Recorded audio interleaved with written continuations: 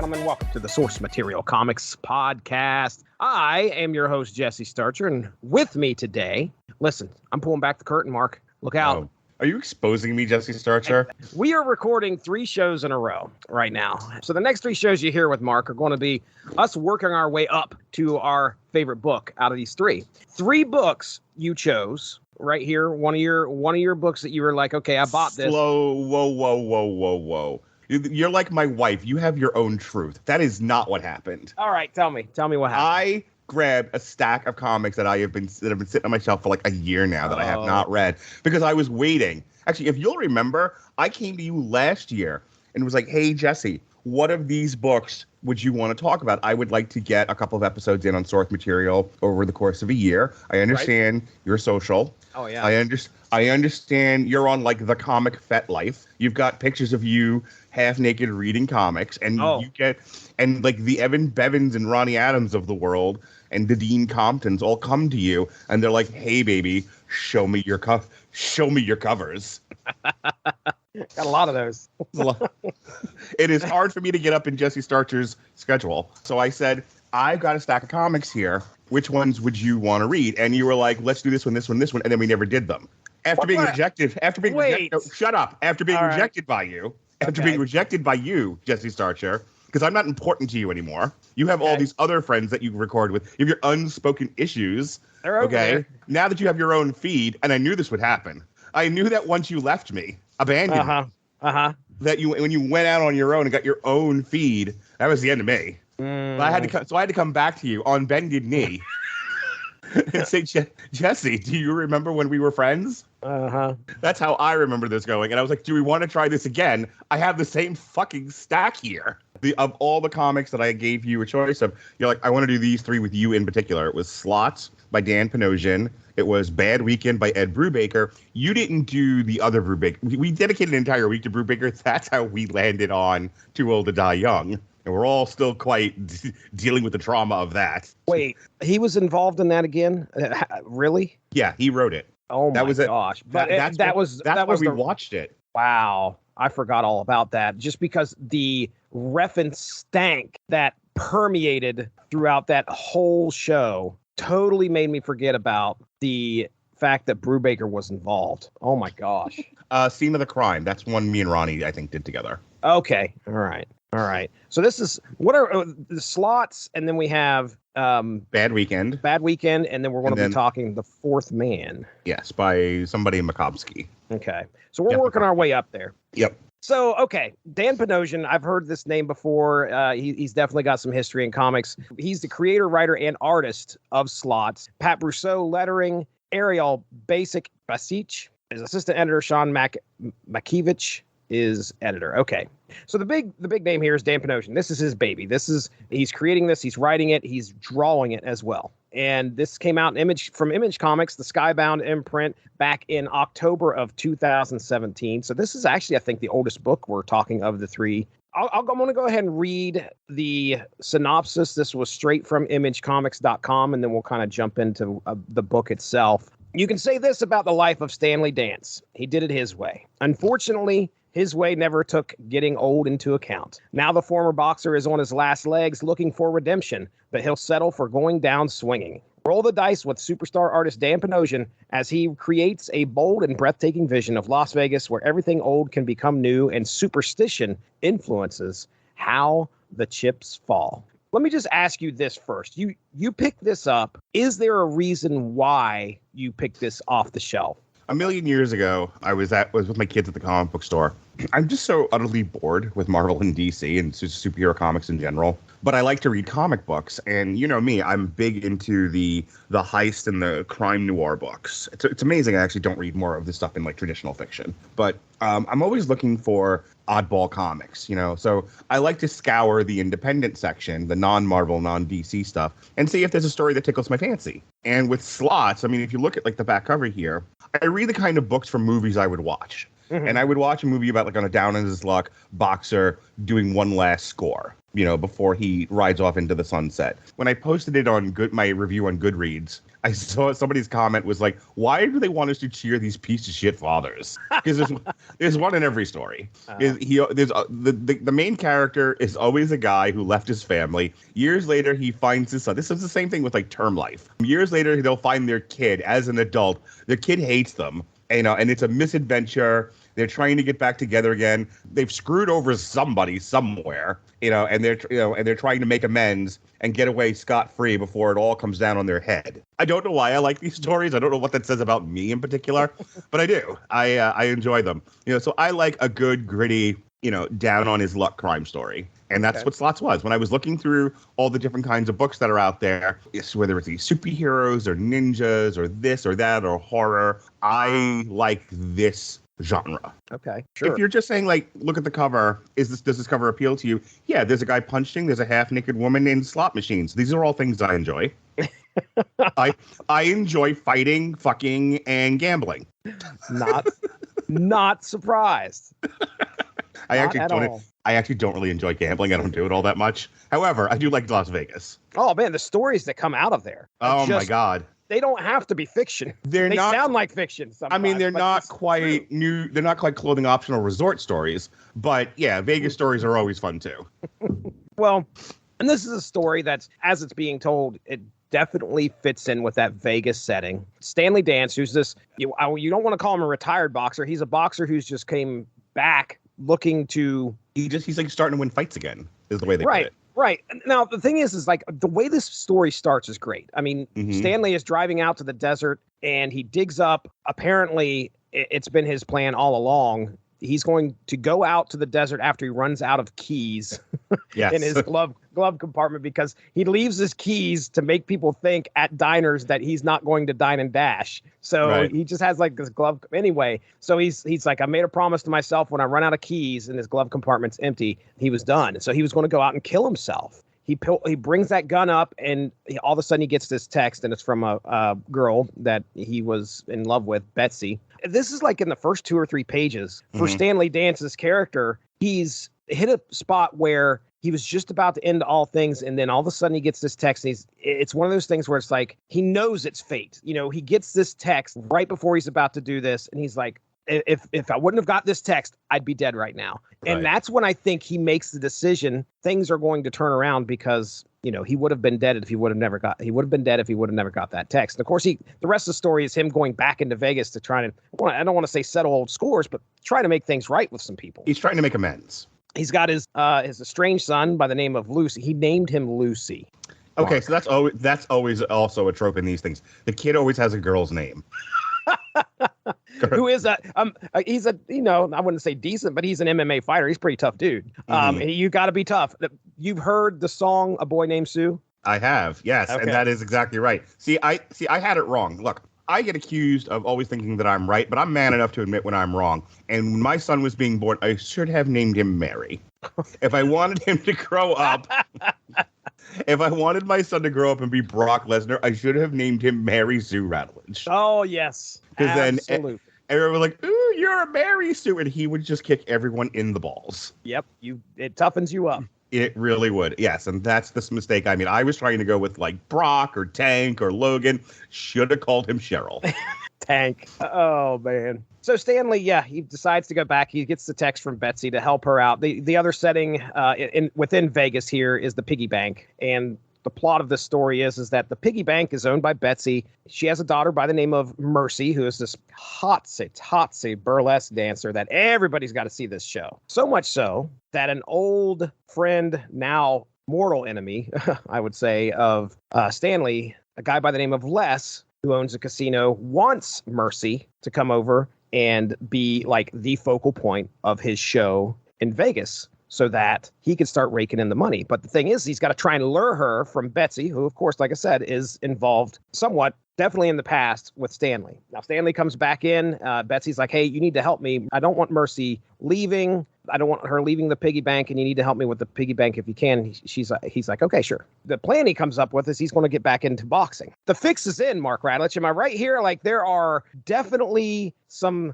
shady goings on. He's going to throw the fight is what's going to happen. He's telling everyone, listen, they set me up with more or less a can. I don't know if it was like a total can or, just a total jabroni, but definitely somebody that they thought it's kind of like Rocky 3, where Mickey's picking guys that they're not bums, but they're guys Rocky can easily beat so he can hang on to the title longer. They're not real challenges. And that's who they matched him up against. He's going to throw, so the odds are in his favor. He's going to throw the fight. So anyone that bets against him is going to win a mint. And he basically says, I'm going to throw this fight. You're going to bet against me. You're going to win a lot of money. With that money, you're going to leave these women alone and leave the piggy bank alone. And we're all going to be happy this way. That's his plan. That's his plan. And of course, he's making this deal, this bet with Les. And of course, Les hates his guts. Now, there's a reason for that. I went down through most of the characters here. I want to go ahead and throw some of the other characters out here that kind of matter to the story. There's a guy by the name of Gregorino, I'm going to call him. I think is his Gregorino, I believe. Anyway, he's kind of like got this, he knows Stanley from the past. He's got kind of like this psychic gift, which is pretty interesting. And Stanley kind of talks to him throughout this book. I didn't realize that there was that supernatural element to this book until I read it the second time. But, I thought this guy was just a huckster, but apparently he does have a bit of a psychic gift where he's telling people who's going to win. And Stanley kind of trusts him. And so Gregorino is a part of this book. There is Cindy. Now, Cindy is Les's wife who had an affair with Stan. So now you can see why Les does not like Stan. But to add to that, Stan and Cindy were out on a rendezvous one night. She ODs. Yep. And Stan, of course, wipes the place. He doesn't want to be found, number one, because of what it would look like for his friend. And, of course, he would be involved in, whatever investigation. So he makes a decision, wipes the place down. Of course, Les knows better. He starts putting the pieces together. So that's also another reason why Les hates Stan. All the more reason why when Stanley approaches him with this idea so he could get his money and leave Betsy and Mercy alone, Les is like, nah, I'm not screwing. Nah, brah, nah. This is not going to happen, and proceeds to beat the crap out of Stan the night before the fight. So Stanley loses the fight. Les makes his money, but it turns out Les is a little bit, we'll just say he hasn't paid his insurance. He has not paid the insurance bill. And while Stanley is on the mat after the fight, after he gets whipped, he hasn't got the money for the mortgage on the farm. He does not. Stanley finally has another revelation. He's like, no, you know what? We're going to get this money, and proceeds to flood Les's casino. Yeah. And that causes some problems, especially after Les finds out. He goes and shoots Stanley. Stanley is laying in the hospital, and it turns out he was juiced for the fight. The athletic board finds out about it, and they void all the bets. So all this money that Les put on Stan to lose the fight, he ends up losing all that money plus the insurance, and Les is in jail after that. I have my favorite moments of this story. We're working our way up from least favorite to most favorite as we go through these three that we're talking. If we were just talking about this as an isolated book instead of like one of three in the same genre of like a similar ilk, I would have told you it's fine. It's nothing special. It's not as good as I wanted it to be. And boy, is that a common thing with me in comics. Like, I expected so much more. I would tell you, it was a fun read. I always, me, I'm always like a film and TV person. I could see all the books that we read. I could see somebody adapting, not for like a traditional theater exhibition. This is these are all three streaming movie or streaming TV shows. These were like properly made for Netflix. Agreed. But again, I brought up Term Life, which is I did that for a Superblog team up with Evan Bevins when we talked about Image Comics, of which this is an Image comic. Right. And it very much fits into that archetype that I was telling you before. It fits into it's very tropey. It fits into that structure. It's a solid 5. You know what I mean? We talk about not everything has to be a 1 or a 10. It's almost what makes these reviews a little hard to do, because we try to dig in and find stuff to talk about and do analysis, but some things don't necessarily warrant discussion. They just exist. So as I look through Slots, things I can say about it, it's kind of typical, especially for indie comics. It's typical indie comic art. It's a little stylized. They look like people, but they don't look, but they're not. It's not photorealistic, like we're going to talk about with The Fourth Man. If I could sum this up, it's a pulp story. We talk about pulp fiction. That whole structure that Quentin Tarantino was playing with comes from reading pulp crime novels. This is a pulp crime comic. It's neither bad. It's not fantastic. It is solidly okay. Okay. I think the stuff that sticks out to me in the book is Stan becoming a changed man. I mean, that's clearly, just like you said, he's back in town. He's looking to redeem himself. He even says at the beginning, he's like, I've been an asshole my whole life. Wait. Please let me do this. I mean, it's not The Wire, but it's not The Wire. It's not me. It's not me reading quotes from Slim Charles. But so I've been hanging out with my wife a little bit more, but we're doing our own things. She's doing her thing, I'm doing my thing, but we're doing them together. That's how we're trying to spend our time. And, instead of forcing the other one to do something they don't want to do, we're doing what we want to do, but we're doing it within close proximity of each other. And I stopped her from what she was doing, and because I had to read this to her, because I was like, you know what? This passage speaks to me, Jesse. You ever open something and you're just like, this touches my soul. This speaks to me. This is my truth. I've been there. This is my truth. I made a deal with myself. I'd know it was time to quit things when all the keys were gone. It would mean I've used up all my luck. Luck is really the only thing that's held me together. Without it, well, I can't live without it. Turns out I'm a bit of an asshole. My family and friends, I've used them up too. Assholes tend to do that. That is a Ghost of Christmas Future fucking quote if I've ever heard one.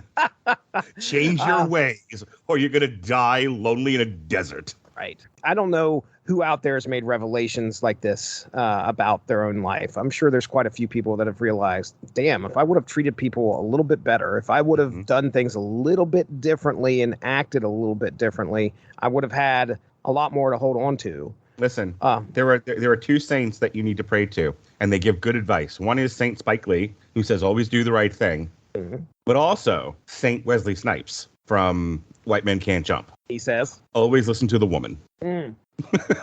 Okay. If you follow those two pieces of advice, you'll annoy a lot less people, and you won't be lonely with a handgun in your hand in the desert, figuring out what your next move's going to be.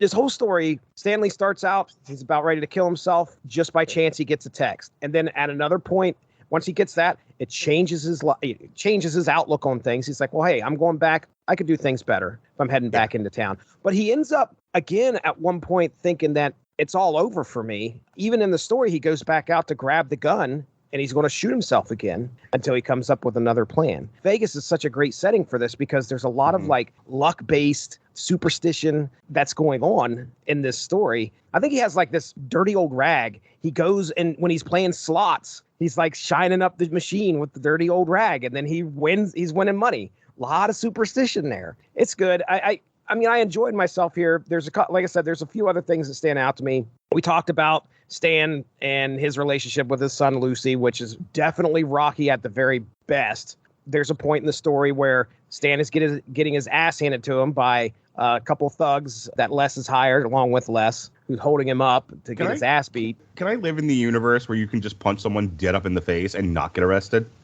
Right.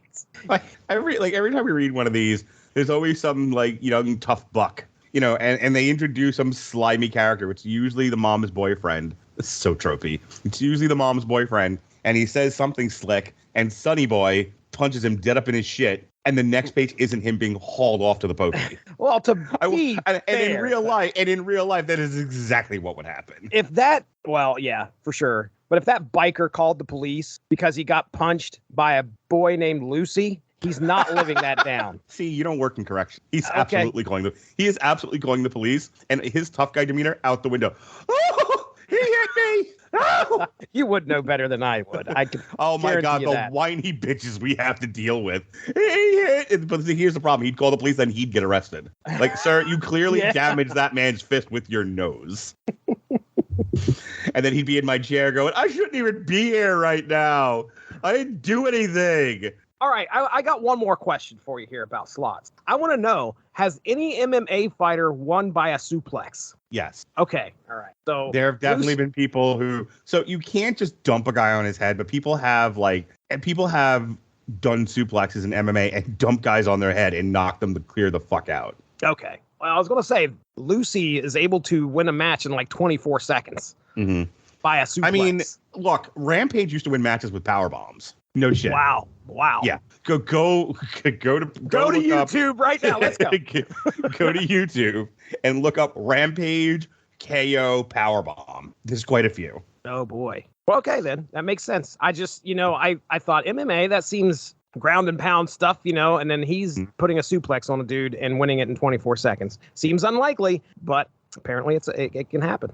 Okay. Final thoughts on slots here. Like I said, I enjoyed it. I had a good time. I think that there is some fun character development in Stanley Dance, who is the asshole at the beginning of this. Perfectly pulpy comic. I agree. All right. So this debuts, if you keep to the schedule, January 23rd. You and I will actually be recording that night. We'll be looking at Doom Patrol Season 4, I believe. And then the next night, we'll be reviewing Glass Onion, the Knives Out sequel. And then on Thursday, during the day, Alexis and I will be finishing up our run of Resident Alien. We're pushing Generation Kill back to the 26th. That's what we're doing that week. Right.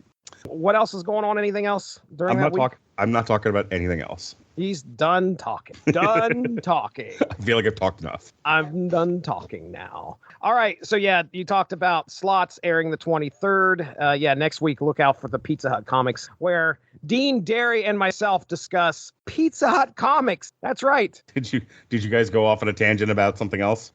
Believe it or not, that happens quite a bit sometimes with those guys. I see you did schedule this out. I see Bad Weekend next. Yeah, I was going to say Bad Weekend. I think I have listed for the 20th of February. That's our plugs. Ladies and gentlemen, make sure to go give the Rattleitchin Broadcasting Network a like and subscribe on YouTube to the W2M Net feed, and also on any podcatcher that's out there. Should be able to find all of the great shows that are involved with W2M and the Rattleitchin Broadcasting Network, and of course the Source Material Comics feed. If you're listening to this through that feed, you should be able to hear me and Mark talking on a lot of comics in the archive. So we're out of here. Thanks for joining us. We'll talk to you soon. Have a good one. Bye-bye.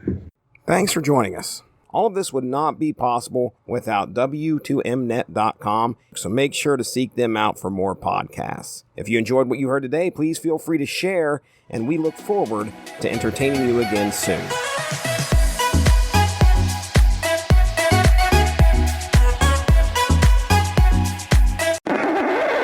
You're going out with a fucking bang here.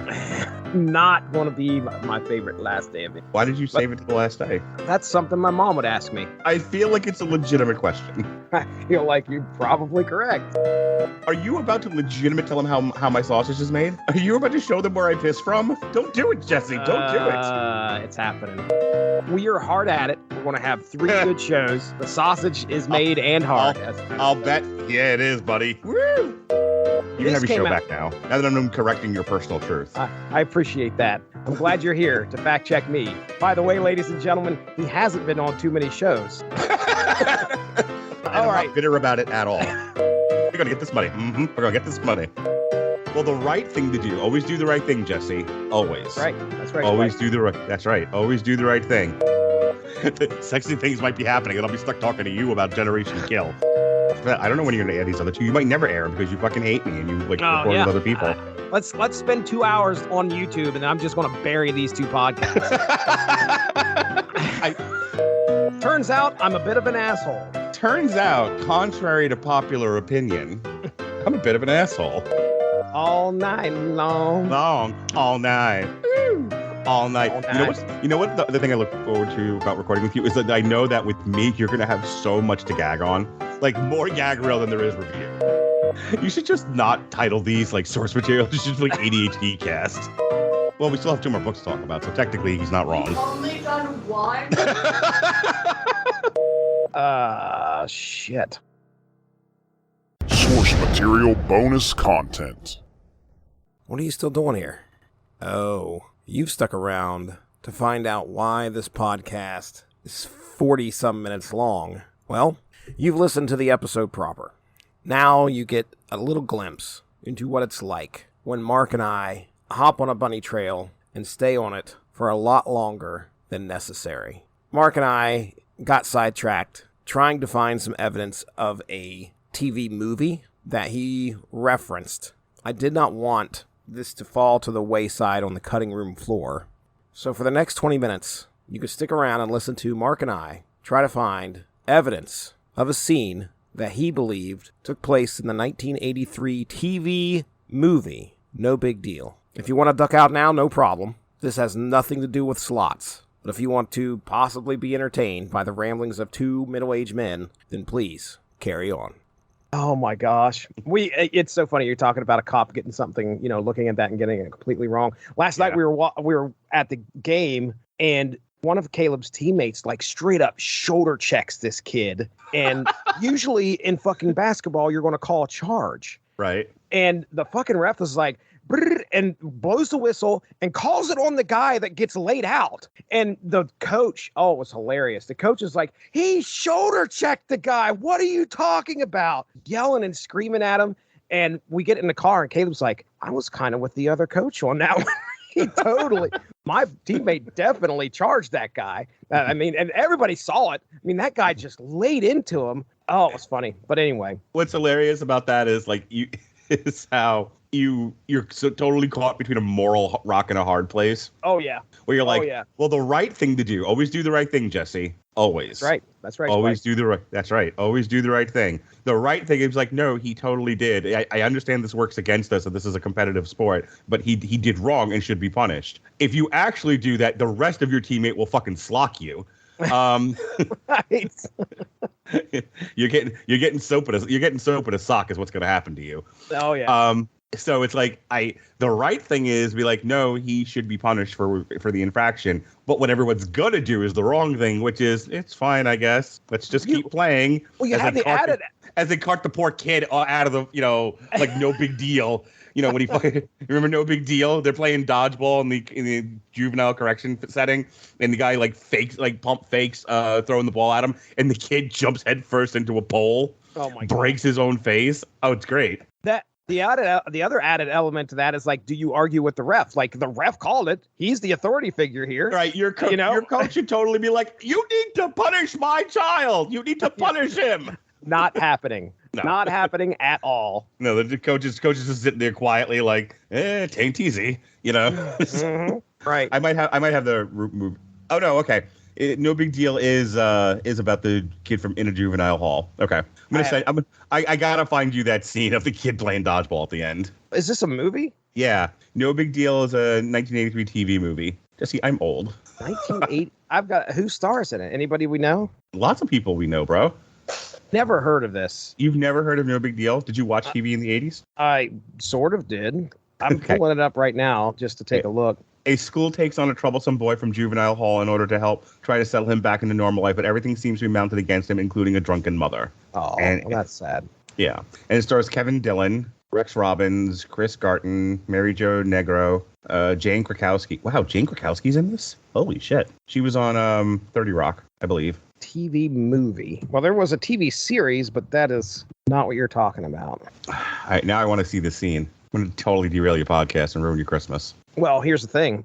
If we can find the scene, it'll make its way into the podcast. Okay, hang on.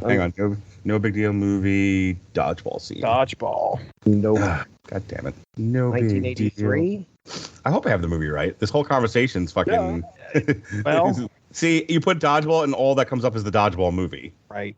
How about this? No Big Deal movie scene. No. Dodgeball. Now I'm getting fucking Hangover and shit. God damn it. I can't find anything other than fucking dodgeball. TV movie, dodgeball, scene, bro, pole. We'll just put pole. Let's see see what we get with that. Boy, I'm glad you're going to edit this later. This is fucking just totally killed the podcast. It's all good. Shut up, Melissa. Swirl. No one's correcting you. I don't understand. Is there anything on... All right, I'm looking at No Big Deal end scene. I need to go to YouTube and just type in No Big Deal TV. I'm going to YouTube too. Movie. 1983. There's the trailer. Yep. There's the trailer. How did this ingrain itself into your brain? Yes. Do you remember it like this? Yes. Like, I don't remember much else about that movie, but fuck, I remember that dodgeball scene because he fucking nails himself. Like the kid's basically getting bullied this whole time, and this is how he gets him back. And this other kid just breaks his face, and they have to like cart him off. And so I remember when I was in school. Let's just watch the trailer for No Big Deal. You ready? Yeah, I'm actually in the middle of it, but yes, let's do that. Okay. So when I was in high school. When I was in high school, we were playing softball in gym, and there was a plate at home, and I could swear I remembered in baseball that you could charge the catcher, and try to make the play. So I fucking ran full speed into Craig Fighthandler, knocked his ass into the backstop. I knocked his ass from 1994 to 1987. He lost years when I was done with him. I didn't get in trouble necessarily, but I was definitely told sit out the rest of the game. Oh, man. See every fucking buddy else in the gym class like, Jesus Christ, Rad. Like I had murdered the kid. Poor Craig Fighthandler never played the piano again. Oh, poor guy. Yeah. So between that and yeah, this is totally like in my just ingrained in my brain. That's crazy. Yeah, hold on a second. Here's what we're going to do. I am going to share my screen. Oh, do you need to pull Skype audio back up again? Yeah, you're gonna have to pull Skype back up for this one, Mark Rattles. Okay, let me turn off my YouTube video. Here, let me know when you can see. See, every time you put the word dodgeball in there, it just brings up the dodgeball movie. This is really annoying me. Right. The internet should work the way I need it to. There's always a point where I'm sitting there thinking, is there somebody out there that had the same thought that I did that put this on the internet? Right. And clearly the answer to your question is no, because nobody else remembers that dodgeball scene well enough to be like, I've got to put this on the internet. Okay, so is there like a copy of this movie that we could just quick scan through? Because it's at the end. I know it's at the end. If I have the right movie, I know it's at the end of the movie. So did you say there is an ending scene that you could? Yeah, I can't. Okay, just doing Google searches, I can't find. I don't even know if I have the right movie. I'm thinking it's no big deal. All right, well, let's watch the trailer. Okay. So find Skype. I'm on Skype. I'm with you. Okay, so you can see my screen. Yeah. All right, so should be able to hear my audio as well. Okay. Remember when we were talking about a comic book, by the way? Yeah, this is making its way into the podcast. Okay. Don't you worry about it. Here we go. No big deal. TV movie 1983 trailer. Starring Kevin Dillon. For so long you've been playing it cool. There's a new student at Marshall Martin Junior High. The action on you. But with his wild streak, he may never make the grade. First of all, nobody's going to looks like that. Kevin Dillon stars as a teenage rebel looking for a new start. With the same old habits. Until one special friend uncovers the truth about his past and sends him down the road for a new beginning. He never rode a bike story before. About friendship, romance, and a kid who will never be just the boy next door. Things will be okay. Oh, wow. Wait a second. Let me get back to the end of this. So when you look at that, does that make you think that this was like the video to shop it out to the networks or some shit? Maybe. Like $80? Yeah, $80 for what ended up being a TV movie. Or they were just selling the VHS tape. VHS tapes used to be expensive. They were expensive back in, this is the early 80s, but hot damn, $80? All right. Now I got to find No Big Deal full movie. Oh, you're not going to find that. There's no way. Whoever. No Big Deal, Amazon.com. Oh, what? Yeah, go ahead and purchase it. Let's watch it today. Oh, you can only get it on DVD for $30 or for VHS tape for $75.99. No, come on.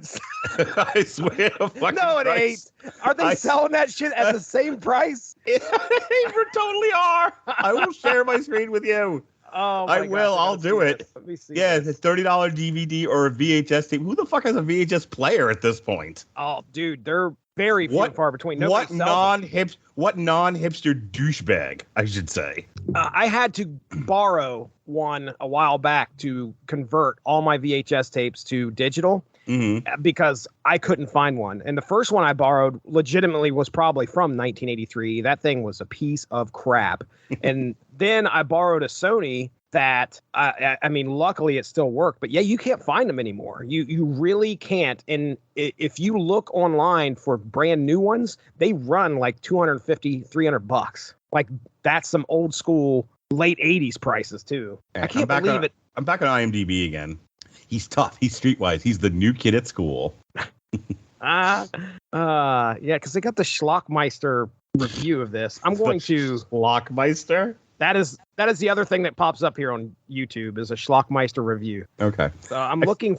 Let me scan through here real quick because if that was a big part of this, he's got a lot of clips from this movie in here. So there might be a spot. Actually, hold up. Oh no, the rest of it is him fucking talking. He doesn't show there's no dodgeball scene as far as I could tell. Okay. Looks like he gets arrested. I also remember the theme song from this movie, the No Big Deal theme song. What? It's entirely possible I'm making all this up. I'm misremembering something and it's screwing with my brain. All right, we can move on from this. Hold on. I want to. There is an answer out here. Hold on. How are you more obsessed with this than I am? I just want to look. I just want to see because there's a dodgeball scene. Base pole. 1983. No, we won't put 1983 in there. Movie. No, all right. Here's what I'm gonna do. No Big Deal 1983, and I'm gonna do an image search. Oh, is this the actual No Big Deal theme? Let me hear it. I thought it was playing during that trailer. No, it's way more. It's way more like not melancholy. What's the word I'm looking for? Yes. Big Deal TV movie. Yeah, this is the No Big Deal theme, baby. Where was that on YouTube? Yeah, Peter Thom, THOM, No Big Deal AOR soundtrack. Yes, No Big Deal. Okay, I am remembering at least this part of it, right? Please show him killing a kid with a dodgeball. Okay, yeah, it's over the it's over the cast at the end. You hear it? I can't hear it. All right, I'm gonna send it to you. Right, let me see this. Yes, No Big Deal. No big deal. It's no big deal, Jesse. Apparently, what I'm trying to tell you. Apparently, no it's big not. deal. All right, I'm putting it in the group chat because everybody has to know about this. Oh, yeah. People. Pat Mullen's going to immediately chime in like, I love that Pat movie. Mullen's going to demand to be on the podcast now. Oh, that's funny. All right, let me see this. It's no big deal. It's no big deal, Melissa. It's no big deal. Like, I wish it was. Tell Phoenix that it's no big deal. I've come a long way back, I know. I've got a long way yet to go.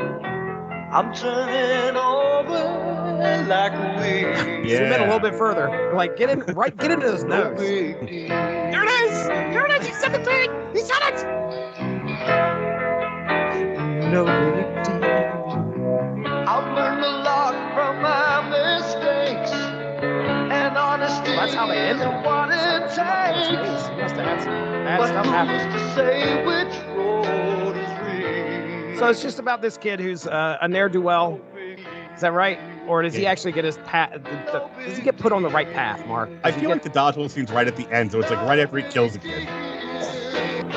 No big No big deal. It's no That big kid's dead, and he's not getting up off the floor. Paramedics are dragging him out. It's no big deal. He can't move his arms.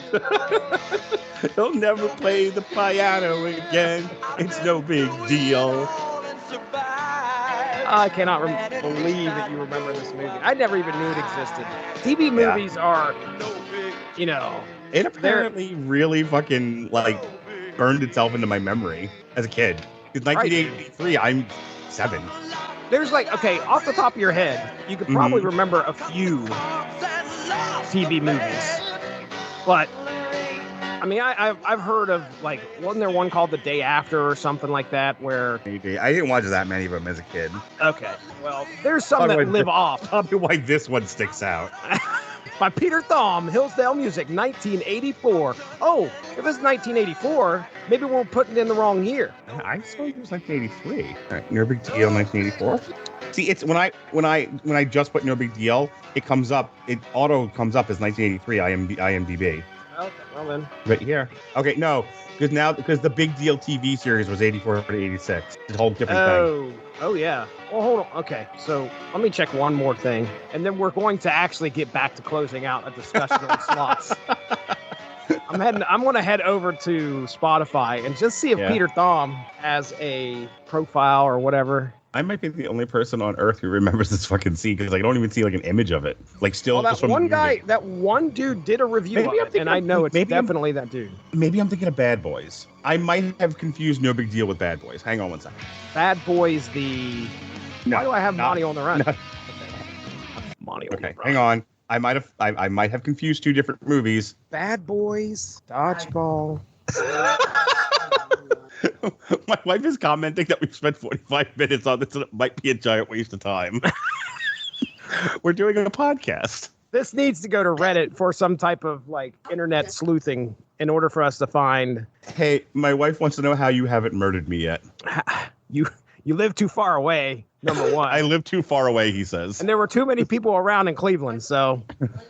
Okay. So I might have been thinking of Bad Boys. Bad Boys TV movie? No, with Sean Penn. Sean Penn? Yeah. Dodgeball. I don't know this movie at all. Okay, hang on.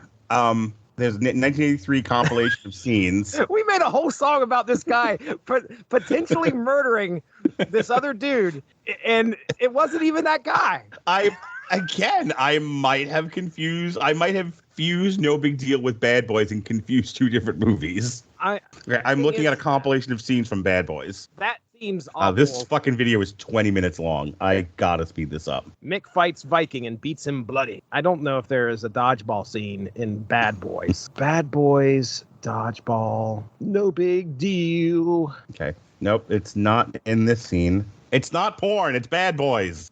1983, Sean Penn. You look like porn. Dude, you just saw his ass. It's Sean Penn. And now he's got pants on. Are you good now? I don't think there is a dodgeball scene in Bad Boy. My wife would like to tell all the people of your podcast listening audience that she likes a nice naked ass in the morning. Oh, well, I wasn't expecting to have that revelation on source material. I remember in my youth a scene of a juvenile detention hall where they're playing dodgeball and some kid runs face first into a pole. It's either in No Big Deal or it's in Bad Boys. I don't know, and we don't have time to discuss it. We have two more books to talk about. Right. Folks, move this on. Listen, if you're listening to this podcast, specifically if you're from Woonsocket, if you're specifically, try and find the clip that we're talking about, or at least the movie, and confirm it for us, because we have no idea. We've spent quite a while trying to find this movie, and we know it's out there.